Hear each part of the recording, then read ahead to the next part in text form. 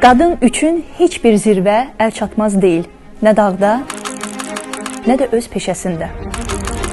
Mən Vəfa Musayeva dünyanın ən hündür zirvəsi olan Everesti fəth edən ilk Azərbaycan vətəndaşı qadınıyam. Eyni zamanda, eyni fəsildə dünyanın ən hündür zirvəsi, 4-cü zirvəsi olan Lhotsu fəth etmiş ilk Azərbaycanlıyam.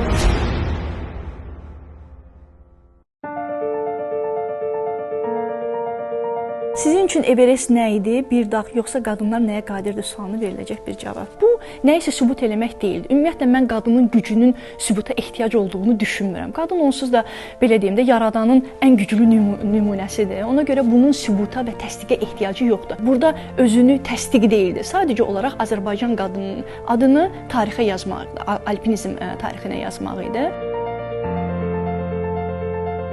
Sən öz peşənin peşəkarısan düşüncəsi bir qadında nə zaman formalaşmalıdır? Öz işinin peşəkarı olmaq çox uzun bir yoldur. Mənim üçün peşəkarlığın əsas elementlərindən, göstəricilərindən biri budur ki, sən artıq orada azadsan, özünü sorğulaya bilirsən, ətrafdakılara da icazə verirsən ki, sənə öz fikirlərini bildirsinlər və belə.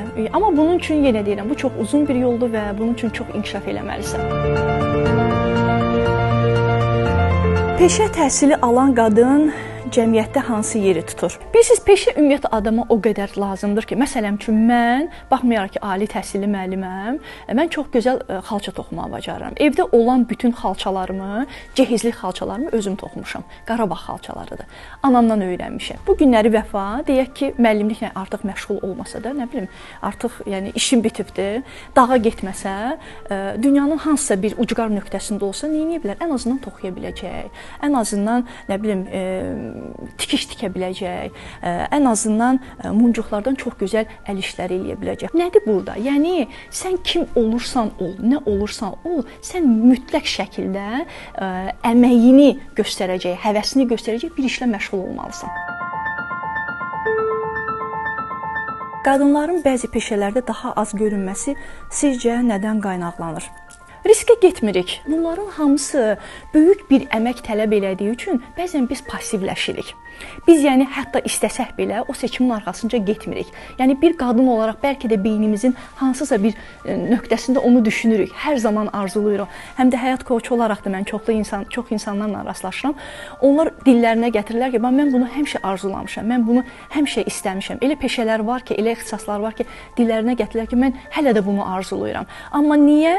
Bax, həmin o maneələr və görünür ki, biz bir insan kimi həm risklərə getmirik, biraz da tənbəllik eləyirik ki, yəni bunu etməkdənsə komfort zonada qalmağı biz daha çox üstün tuturuq.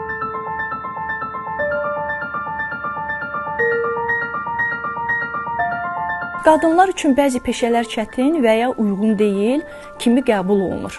Sizcə bu düşüncəni dəyişmək üçün nədən başlamaq lazımdır? Zaman keçdikcə açıq düşüncəli bir insan başa düşür ki, bunu çərçivəyə salmaq olmaz. Hər kəs özü qərar verir ki, bu qadın üçündür, yoxsa bu kişi üçündür. Ona görə bunu bir təcrübə eləmək lazımdır. Fərqi yoxdur, istənilən bir peşəni, hətta baxmayaraq ki, bölgüdə bu kişi siyahısına əlavə edilibdir. Amma doğrudan da bir qadın görürsə ki, ona bir marağı var, onu təcrübə eləmək istəyir, ona cəlb edici gəlir, mütləq şəkildə çəkinməsin. Tövsiyəm bundan ibarət olardı ki, heç kəsə və heç nəyə baxmaq lazım deyil. Sadəcə olaraq özünü dinləmək lazımdır və başa düşmək lazımdır ki, sən nə istəyirsən. Onu təcrübə eləyəndən sonra, öyrənəndən sonra artıq bəlkə də siz bir nümunə olacaqsınız və göstərəcəksiniz ki, bəli, bu peşə həm də qadınlar üçündür.